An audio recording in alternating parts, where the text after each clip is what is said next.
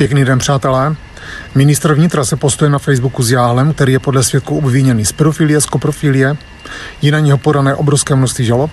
Tak by mě zajímalo, jestli o tom pan Rakušan ví, nebo neví, nebo dělá, že neví. Co mě nejvíc zaráží je to, že se Jáhl chlubil na internetu s tím, že ho chrání velmi bohatí a vlivní lidé, kteří můžou i zabít. Podívejte se tady na to video. Proč ministr vnitra Vít Rakušan sdílel post Jakuba Jáhla? Ví o tom, že Jáhl podle svědků znásilňoval děti, řezal je nožem, dával jim drogy. Mama, I got some problem. The white man, Jakub, the one I was living with, tried to kill me. He has already raped me and also sodomized me. He and Allie raped me. Podle svědků z Tanzánie se Jáhl ohání kontakty v politice a finanční podporou od pirátské strany. K tomu bizarnímu komentáři Jakuba Jáhla se vrátíme později. Teď se podíváme, co o Jakubovi sdělují zahraniční novináři. To ask a broader question.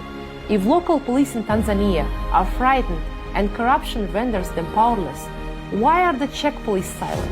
What are officials in Prague afraid of? Why is a man who committed serious crimes against the children still at large? These questions demand international attention. According to witnesses, Jáhl proudly proclaimed his protected status, insisting that nobody could harm him. They described how he regularly bribed police and political officials to ensure his immunity and always managed to be released after detentions. Yes, most of people here in Tanzania worried too much and afraid of Jakub Jáhl because Jakub Jáhl was bragging that he had protection and nobody could do anything to him. And he was open, say that he was raising money through the Czech Republic pirate part to buy the politician, and this made people to be very afraid, and they were open, and he were openly used it to the symbol of pirate part, and he had even to draw the pirate part symbol at Nature and Skills Center. So when the people saw these stuffs and the way he was proudly talking about this thing, the people worried because they knew Jakub Jáhl had very strong people from Czech Republic, and no one was able to interfere him. So in order everyone to be safe, they were like worried to be taken to police or something like that, because most of people who he met, and he were very tricky that he met with very poor people, so they worried to interfere with him because they will never fight with him. Have very strong people, economically people who can push him ahead in whatever he wants to practice. Yes. The community leader Ndama Masule, mayor of the 5 wards, confirms hearing rumors about Jáhl's political connections. During his interview, he was asked whether Jakub ever mentioned influential friends in Europe who protect him. Ndama responded, I heard that Jakub has very influential political contacts who fund him. Another, I heard that he collected money from someone supposedly to help children in Tanzania.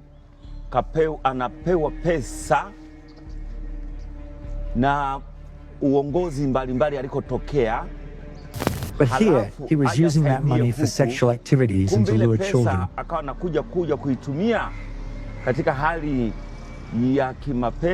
And to facilitate the use of narcotic drugs.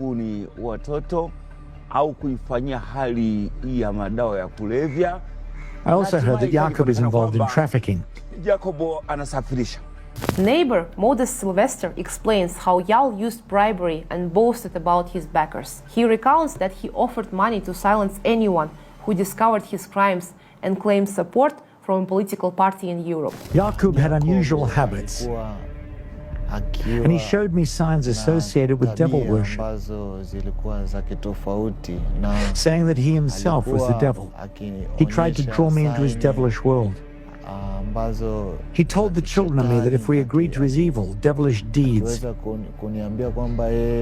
would benefit us because he had friends in Europe and influential politicians who could help us. At the same time, he tried to make me change my religion. He wanted to force me to adopt some strange beliefs. tukikubali masuala yake maovu na mabaya devil worship. atakuwa anatusaidia kwa sababu yeye ana marafiki Ulaya. Jakub had very bad demonic tendencies. Watu ambao wana nguvu. Jakub said that he was supported by a party called the Pirate Party from the Czech Republic. Akawa ana shawishi kuhama hadi dini yangu niweze kuwa na dini za ajabu. He said that they buy politicians and religious leaders for their devilish deeds. Alikuwa ana tabia mbaya sana za kishetani. Jakub said he was a member of this party and was pushing their agenda here. Na chama kinaitwa Pirate ambao walikuwa wana alama and that the party yao gave him a lot of money to msalaba, promote their bad kitu programs. kama mwezi, alafu kama kwenye bendera anasema iko chama. Together, these testimonies expose a consistent theme. Jakub Jáhl portrayed himself as untouchable because of his rich donors and political connections both in Tanzania and Czech Republic. He told volunteers and children that powerful friends in Europe and the big men in government would shield him from consequences. He claimed support from a Czech pirate party that allegedly buys politicians, and he boasted of influential contacts who sent money but never questioned how it was used. These boasts intimidated locals, discouraged them from reporting crimes, and allowed his abuse to continue unchecked. These testimonies suggest that Jál's perceived protection, whether real or exaggerated, made local authorities hesitant. Jál's claims that he has some serious patrons might not be mere bragging, because even the most serious accusations against Jáhl have not led to his arrest, either in Africa or in Europe. Ndama Masuli acknowledges that the case was reported to the police, but Jáhl fled and no prosecution followed. Our formal letters to the embassies underscore the lack of response from Tanzanian and Czech officials. In preparation for the film, we submitted an official request to the Ministry of Foreign Affairs of the Czech Republic to clarify the department's position on this matter. We received the following response. The Ministry of Foreign Affairs has no information regarding the matter other than what is available from open sources. Neither the MFA nor the locally competent embassy in Nairobi has been contacted by the Tanzanian authorities in this regard, and therefore the MFA cannot provide any further comment on this matter. This response shows that the Czech authorities are aware of the information available in the public domain about Jáhl, as they note, other than what is available from the open source. They claim they cannot act because there is no formal request from the Tanzanian authorities.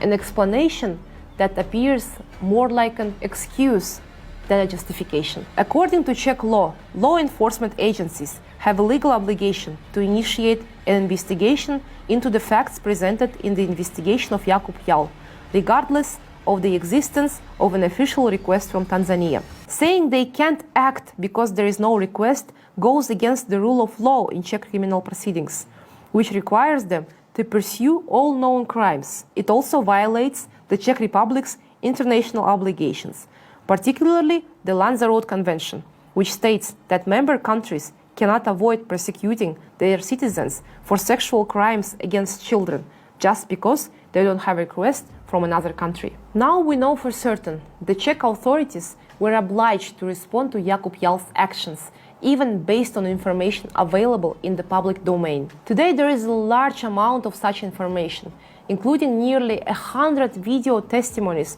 from witnesses. Hundreds of people have come forward alleging that he committed acts of violence against children. Despite this, Jakub Jáhl continues to freely live in the Czech Republic in close proximity to local children, and the authorities have openly told our journalistic team that they are aware of the information, yet they will not take action until a formal request comes from Tanzanian authorities. But they did not act. Why? Let me remind you, witnesses in Tanzania have repeatedly heard Jáhl claim that he is raising money and buying off Czech politicians in power through the pirate party. Maybe this is why, despite his actions, he remains unpunished in the Czech Republic. Perhaps he really has the secret protection of these politicians. This leads to another important question. How many politicians and at what level could have been involved with Jakub Jáhl in the Czech Republic. If even the most serious accusations made in Tanzania, accusations that could lead to a life sentence, according to a lawyer, didn't prompt any attempt to stop someone who eyewitnesses say has been raping children after drugging them. Today we understand that Violet's story is a part of recurring international scheme. Violet's tragedy symbolizes a global threat. Since the anti-cult network operates worldwide, what happened in Tanzania could happen to any child in any country tomorrow. I believe this film is not just about Violet and other children affected in Tanzania. It is about thousands of children whose names we don't know. About those who have disappeared without a trace, whom society has failed to protect. About those who will never get a chance to tell their story. Will the situation change? Now it depends on people with heart and conscience, people who understand that the word justice means. We call on politicians, international organizations, journalists and human rights advocates to take action, to protect children, uncover the facts, and stop the evil that operates with impunity. Watch this film, spread the word, and allow these voices to be heard.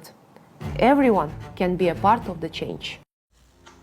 Opravdu pan Rakušan zná Allatra a opravdu nezná činnost Jakuba Jáhla. Jak je to s tou hybridní hrozbou?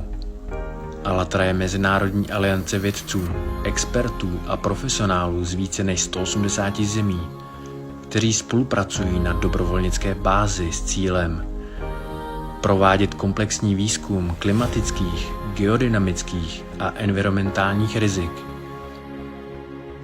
zvýšit vědecké povědomí o těchto hrozbách, podporovat mnohostrannou spolupráci při hledání udržitelných řešení globálních existenčních výzev, realizovat aktivity zaměřené na ochranu lidských práv a základních svobod,